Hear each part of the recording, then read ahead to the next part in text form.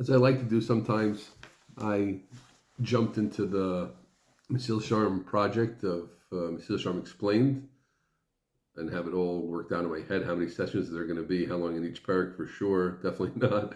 And one of the nice things I found as I've continued this process, the idea of addendums to the Perek, that there's so many ideas that are touched on in the Perek, but then, and as you're going, I don't want to take too long on any one divergent topic or even central topic. We want to stay true to what the Mesilas Yesharim is writing about and feel like we're learning his words. I think I might have mentioned this once. There was a certain very big Gaon, well, I'll remain nameless, but he was giving a shiur on Parshas HaShavua, but on Nefesh HaChaim, but one of the jokesters in the shiur said really it was a shiur on Tzelem Elokim in Parshas HaShavua and Moedei Hashana.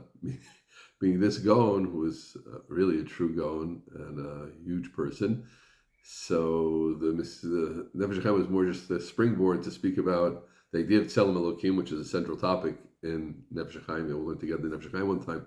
I have to learn it myself again, but and then he would speak about how that relates to the Parsha Shavua and how it relates to whatever Moed is coming up and Rosh Chodesh, etc. And they would veer very far from the text. So I'm trying not to veer too far from the text, but definitely the way I, at least the way I like to teach and give things over is to bring out the ideas and touch upon the ideas and make it, and maybe mostly make the ideas practical for Tafshin Pei Vav in 2026, which I think is so important because of the gap that we'll speak about right now between where the Mesilas Yesharim is and where we are. And so we learned we're not finished with Zahiris, not by a long shot. We learned what Zahiris was, then we had Chalkei Zahiris, Perek Gimel.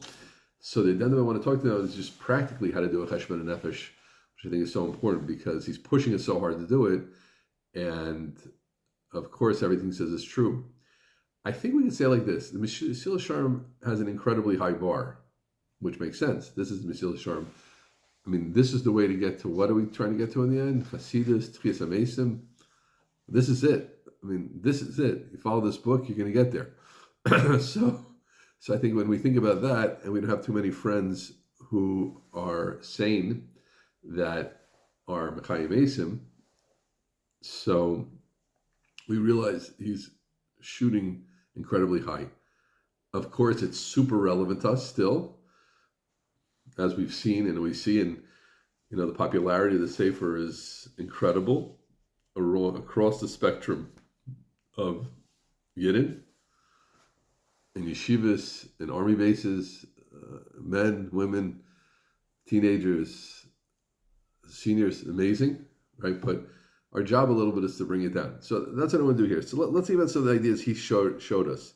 A person has to have a clear idea of what's good and judge his actions against that. That is such a slam dunk idea, right? If I don't have that. But now, really what he drives for is a person to be making a Cheshbon Nefesh every day. And I think I mentioned there were those that did it. My Rebbe's father, Rabbi Dovid Schoonmaker. I remember Blachman mentioning that my father would do a Cheshbon Nefesh every single night. We know tzaddikim that did that. Incredible. But I don't think that's going to be practical for a lot of people. And in the Mesilas Yesharim world, it's world for good reasons. It's shos and it's kviyas. It's ours. Now, we take that to our lives and our bandwidth, and on one level, just practically our time constraints, for a lot of us, that's not realistic. Again, I never want to take away for the person that's realistic of you. Ashrei chalkecha, gevaldig, go with it, stay with it. You can get far. Try this, follow the Mesilas Yesharim to a T. But for the many of us that's not realistic, I want to share a few eights. And one is like this. Let's start with 5 minutes a week. If this is so important, we can start with 5 minutes a week.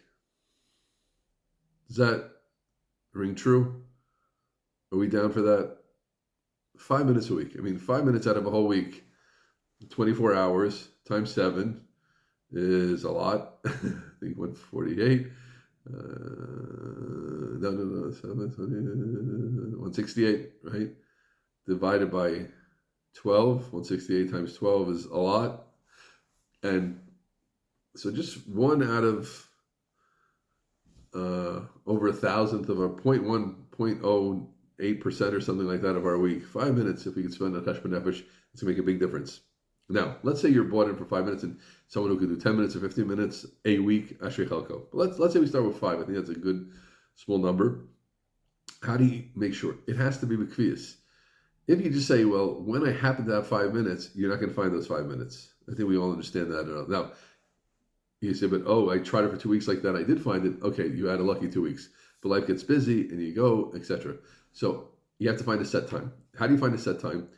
I find often the good way to have a set time is next to tefillos, next to davening. For men, I can't speak to women about this because I know women daven, but in a different way. So, but when a person's a minyan, you have the times when you're davening, rushing out to work afterwards, rushing to kolo, rushing to learning afterwards, rushing to teach afterwards, etc. That might not be a good time, but there are times. It could be Friday, it could be Shabbos, it could be Sunday morning, depending where you are in the globe, etc. That there are times usually during the week when it's a little slower, and you can have the 5 minutes. So that's a great time. It could be after Mincha, it could be after Marv, it could be before Mincha, it could be Marv.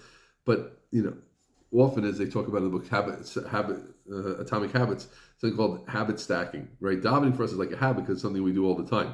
Hopefully you don't daven habitually, but the idea of its kfiyut is habitual. So it's a good thing when you have one habit which is very strong to you to tack on another thing. So find something in your life which is very, very set and tack onto it 5 minutes first, okay? That's it. Find the time. Second thing is those 5 minutes have to be very, very sacrosanct, very quiet. If you're carrying your phone, I'm a big fan of not carrying my phone everywhere, so this doesn't always work for me. But I think it's good to turn off your phone, because if you're going to be answering texts and phone and thinking about the fact that your text, it's not quiet time. As a guy, we get a kol shekain for davening, right? We should have our phones off. Side point. So you have the 5 minutes, clean 5 minutes. And if you have a phone, it's nice to set an alarm. I find that works really well because, especially with something you're not used to, you start looking at your watch. Did the 5 minutes pass yet? Did the 5 minutes pass yet? The 5 minutes pass yet? If you set an alarm, then you know it hasn't passed yet, and you'll know when you hit 5 minutes. So that's a good thing. If you don't have your phone, you have a watch that has an alarm, you can set an alarm like that. But that's very good. But the 5 minutes has to be set. It has to be clean. Okay, those are two things. Now, when a person is going to start thinking about themselves, most of us, I know me, you start to realize it's just bad news, right? Well, let's start with how we wake up. So Modani. Modani is a thing. How do I say Modani?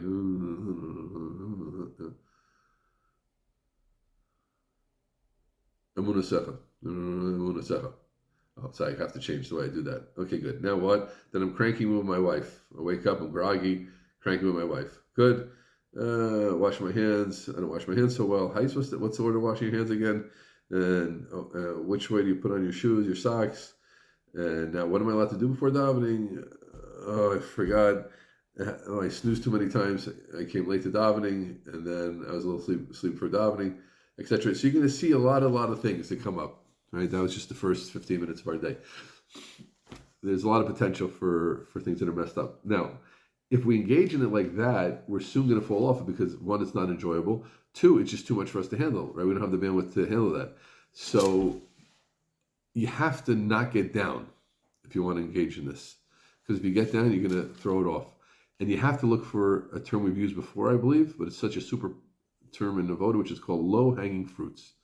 As you go through your day, you can think and find things that you're doing incorrectly, and there are things which are a lot easier for you to fix. There are things which are very, very basic to us, right?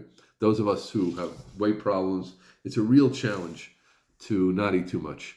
So if you're doing a destroying cheshbon nefesh, you have to deal with that. I'm not saying not to deal with that, but in terms of the cheshbon nefesh, that's something that's going to throw it off, right? Coming late to davening for a lot of people is a very, very... But there are things which just, I just lost frame. What does the Torah want from me?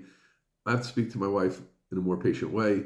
I have to speak to my husband in a more patient way. I have to keep the house cleaner for my husband. I have to do my chores as the husband. I have to keep each one at his part, etc. I'm not getting into how to run your houses. That, keep it moving and keep it positive.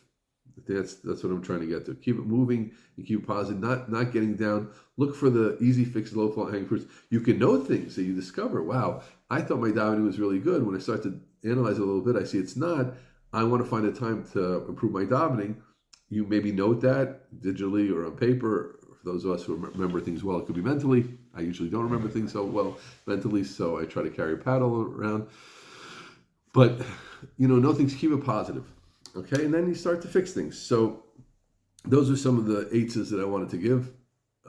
Maybe we'll have another session about this, but the idea is practical cheshbon nefesh, bring cheshbon nefesh in after all the Mesilas Yesharim has told us, and how this is the thing. What was the Eitz HaMitis that they told us? This is the Eitz HaMitis. Zel. This is what you got to do. So I think it behooves us, before we continue Mesilas Yesharim, to start those are better eitzes and do it more.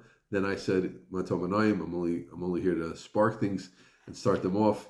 5 minutes a week, I think, is if you're listening to Mesilas Yesharim explain for 30 minutes a week, or 35 or 40 minutes a week, you can take 5 minutes, listen to a little bit less of Mesilas Yesharim explained, and spend 5 minutes on Cheshbon Nefesh. All the best.